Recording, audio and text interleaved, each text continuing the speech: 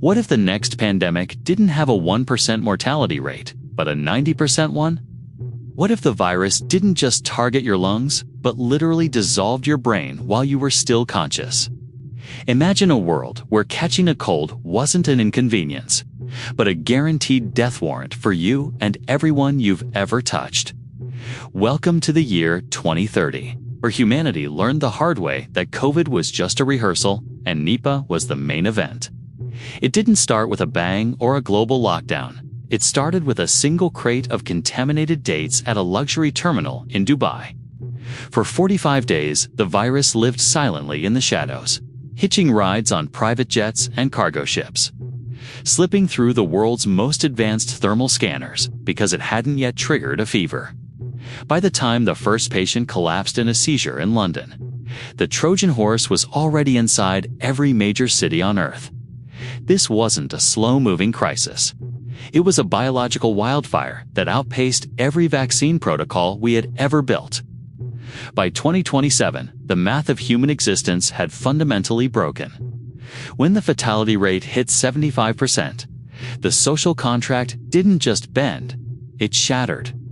Doctors didn't show up to work because a single shift was a suicide mission.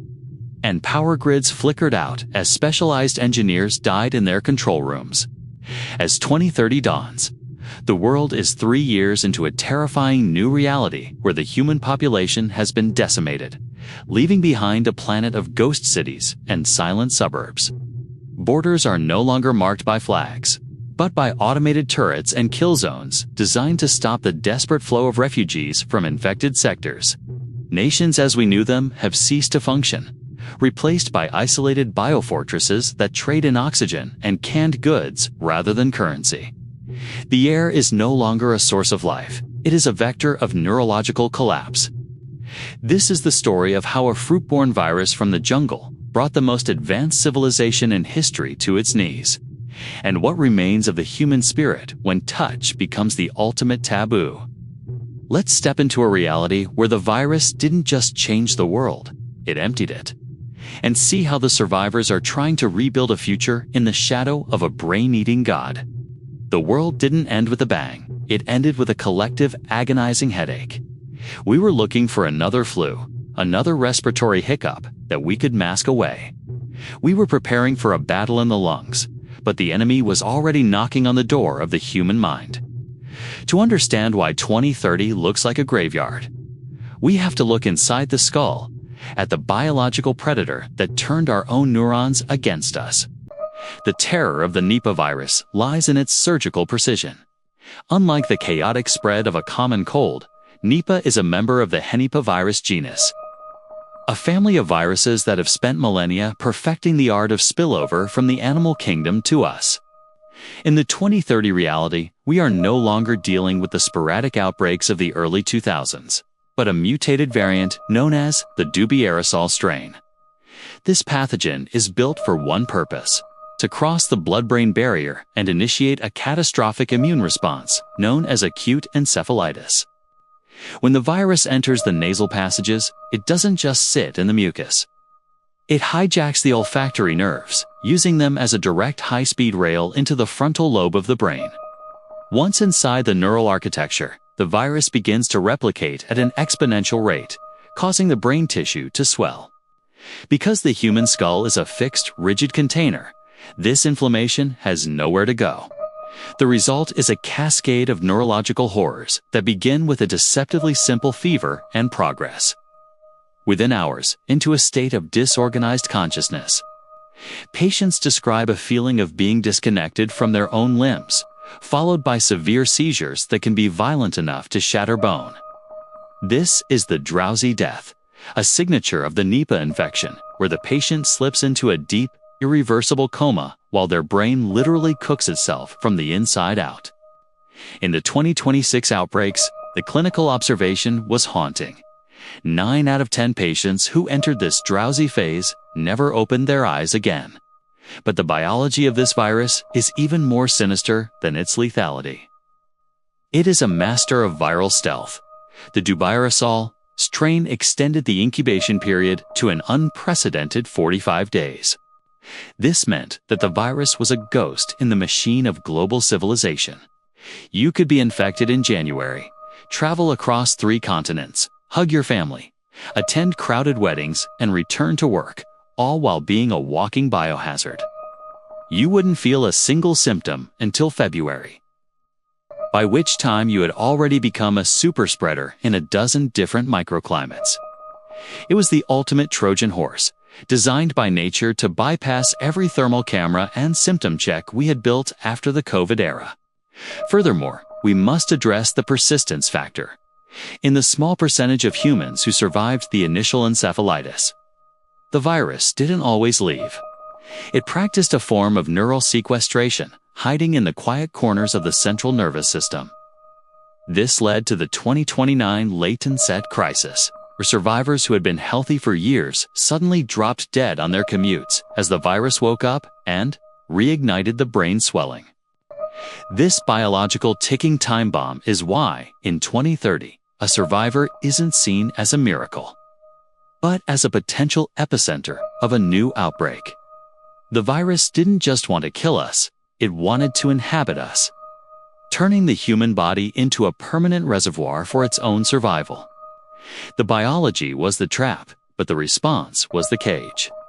When the world realized that the person standing next to them was a biological bomb with a 45-day fuse, the global village didn't just close its doors, it burned the bridges.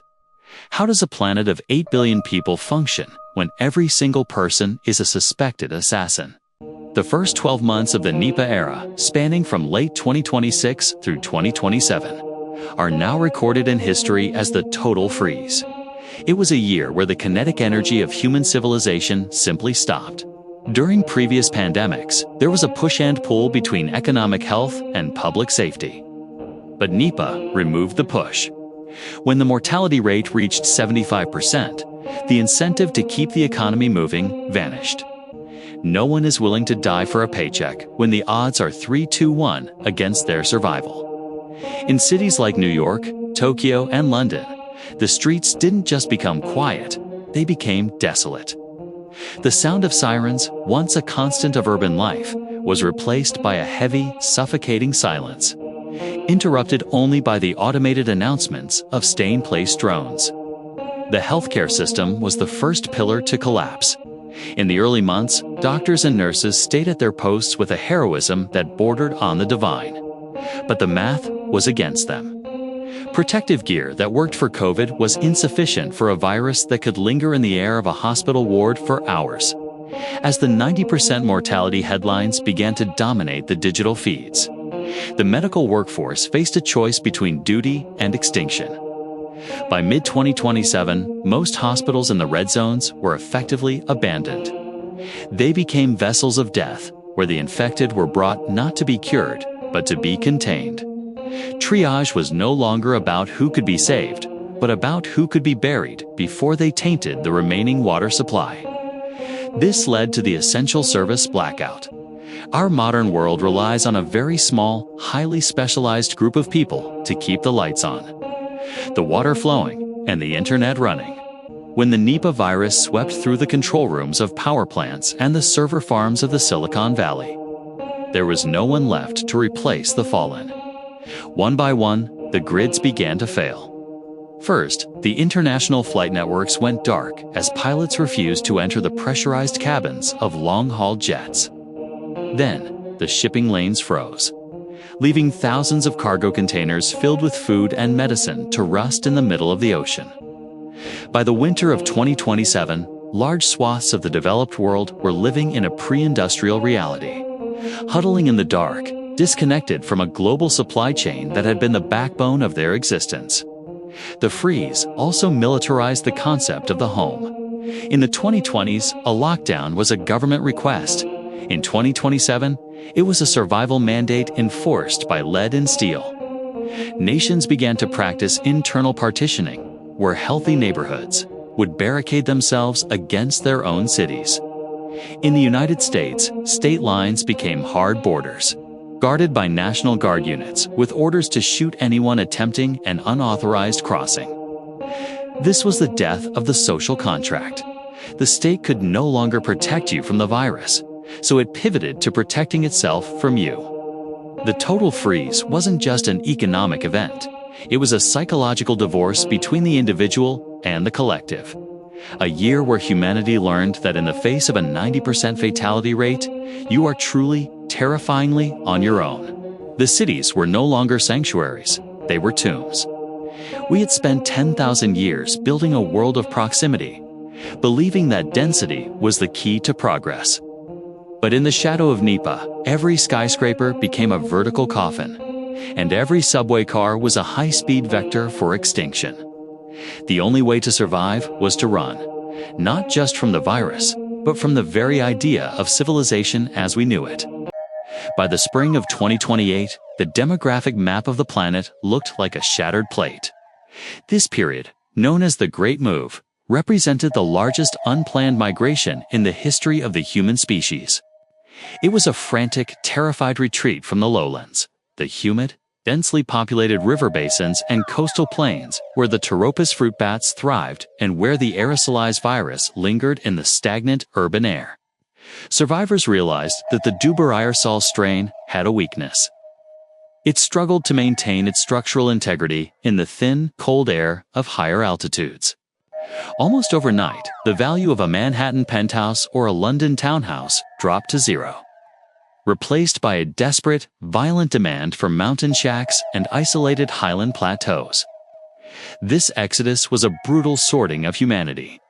Those with the means to flee, private helicopters, off-road vehicles, or simply the physical stamina to hike into the wilderness, abandoned the cities, leaving behind the elderly, the poor, and the sick to navigate the collapsing ruins. The highlands became the new centers of human gravity. In the United States, the Rockies and the Appalachians were transformed into a series of disconnected fortress states. In Europe, the Alps became the last bastion of the continental government. These were not the cozy retreats of the past. They were militarized, clean zones where every calorie was accounted for, and every newcomer was viewed with murderous suspicion. The concept of home was no longer tied to a street address, but to an elevation. If you were below 3,000 feet, you were in the red zone. If you were above, you had a chance to see the sunrise. As the cities emptied, the reclamation began. Without human interference, nature surged back into the urban concrete with terrifying speed.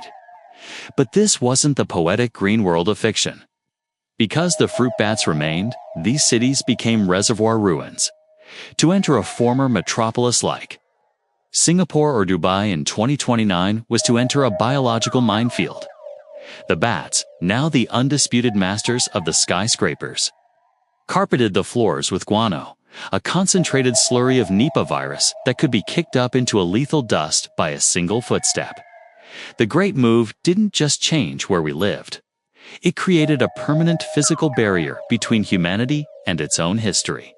We became a species of the heights, looking down from our mountain perches at the silent, vine-choked monuments of a world we could never reclaim. We saved our bodies by fleeing to the mountains, but we left our minds behind in the dark. You can filter the air, and you can burn the clothes of the dead, but you cannot sanitize a memory. How does a society function when every survivor is haunted by the 90% who didn't make it? The year 2030 is defined by a condition known as the Great Numbness. In previous centuries, a mass death event would lead to a period of intense mourning, but Nipah was too fast and too efficient for the human heart to keep up. When you lose 90% of your social circle in a single season, the brain's mourning mechanism simply shorts out. This resulted in a global flat affect. To walk through a 2030 clean zone is to move through a society of ghosts.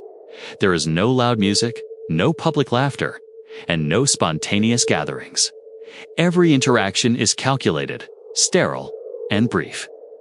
We have become a species of functional nihilists, doing the work required to stay alive, while the emotional interior of our lives has been hollowed out. The Nipah stigma created a new form of social apartheid because of the virus's ability to remain latent in the brain.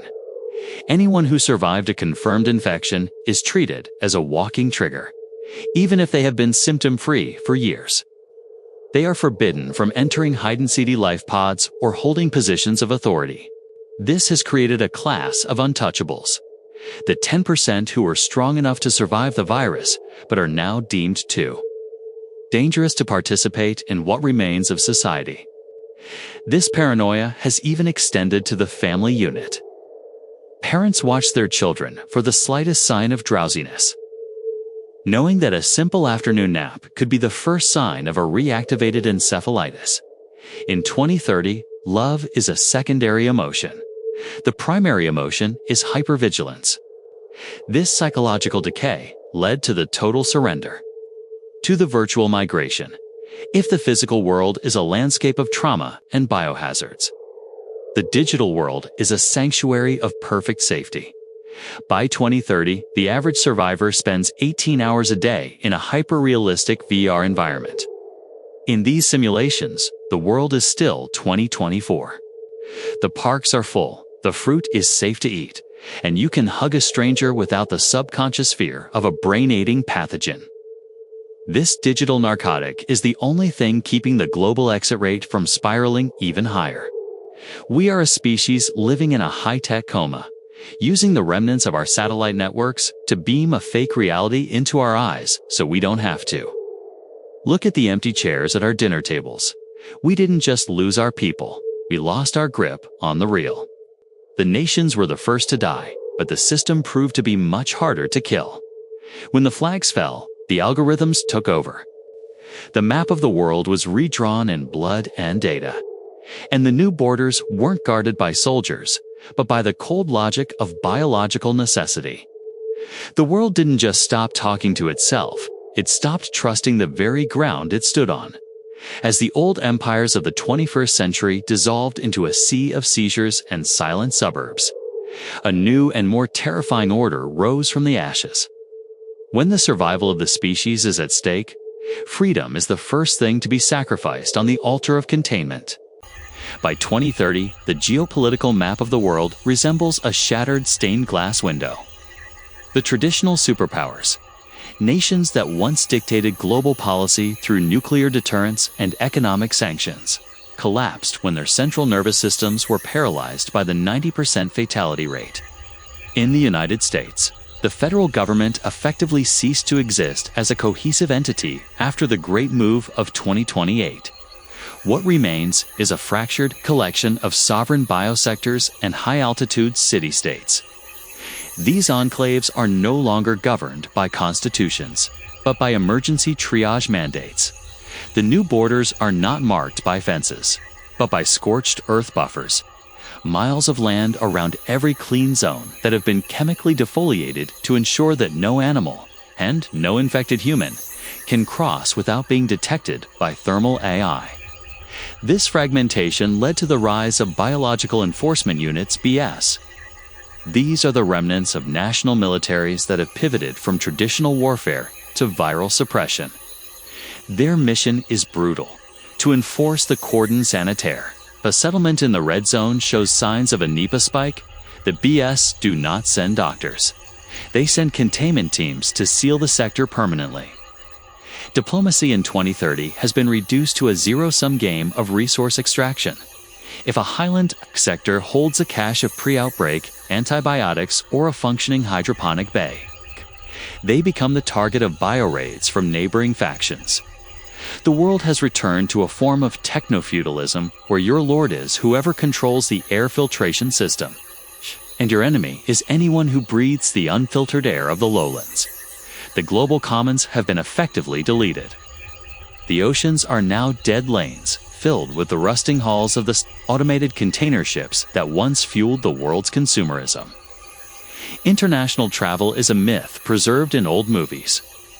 To move between two clean zones requires 6 months of biological profiling and the submission of one's entire genetic history to the regional health registry.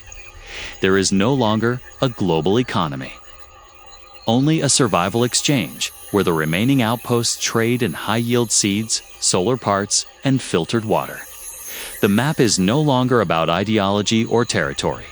It is a binary grid of safe and dead, and the distance between the two is a chasm that no bridge can ever cross. The war wasn't over just because the streets were empty. The most dangerous enemy wasn't the person coughing in the distance. It was the person smiling in your own home. How do you build a future when the virus is already inside you, waiting for the perfect moment to wake up and finish the job? In the wake of the initial 2026 pandemic, humanity was hit by a secondary psychological and biological crisis, the latency revelation. We discovered that Nipah is not a one-and-done infection. It is a persistent neurological intruder. Scientists in the remaining high-altitude labs found that the virus can enter a quiescent state within the neural pathways, specifically the glial cells of the brain. For years, a survivor could lead a productive, isolated life, believing they were one of the lucky 10%. Then, without warning, the virus reactivates, triggered by stress, age, or secondary infections. This late-onset encephalitis is 100% fatal. It turns a quiet dinner or a night's sleep into a terminal event. As the dormant virus rapidly reignites the brain swelling that the survivor escaped years prior. This sleeping threat has turned 2030 into a society of total surveillance. To manage the risk of a relapse wave, every citizen in a clean zone is required to wear a neural monitor, a sophisticated biochip linked to their central nervous system. These chips track real-time biomarkers, intracranial pressure, neurotransmitter spikes, and brain core temperature. If the algorithm detects a Nipah virus signature, the chemical fingerprint of the virus waking up, the individual's life pod is instantly hermetically sealed. There is no appeal, there is no secondary test. The person is biologically retired to prevent them from becoming a new ground zero for an aerosolized outbreak. We live in a world where your own brain is a monitored crime scene, and the state has the kill switch for your front door.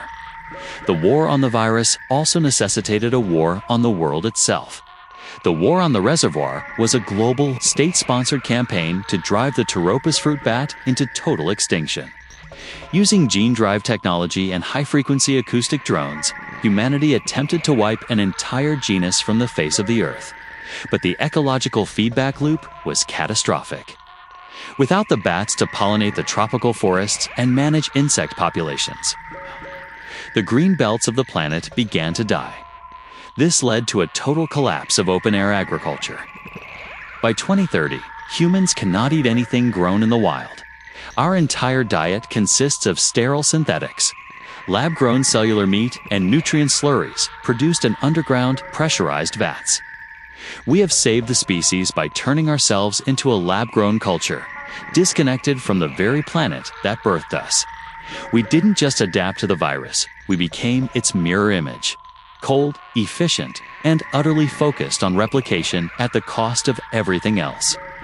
Now, look at what we've built, a world of glass and filters, where the human spirit is the only thing we haven't managed to sterilize. By 2030, the architecture of exclusion has fundamentally redesigned the human habitat. We no longer live in cities, we live in modular hive clusters, hyperdense vertical fortresses where every square inch is engineered for biological security. These clusters are designed with zero-touch principles. Elevators are voice or thought-activated. Doors are magnetic induction seals. And the very concept of a common area has been abolished.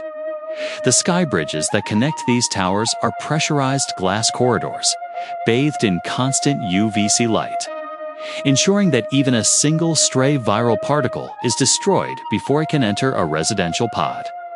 The outdoor has become a taboo, a forbidden wilderness that we view through high-definition screens. We have traded the horizon for a digital projection, become that the real world, with its unmonitored winds and uncontrolled wildlife, is now seen as a landscape of pure entropy. This physical isolation has birthed a new socio-biological caste system.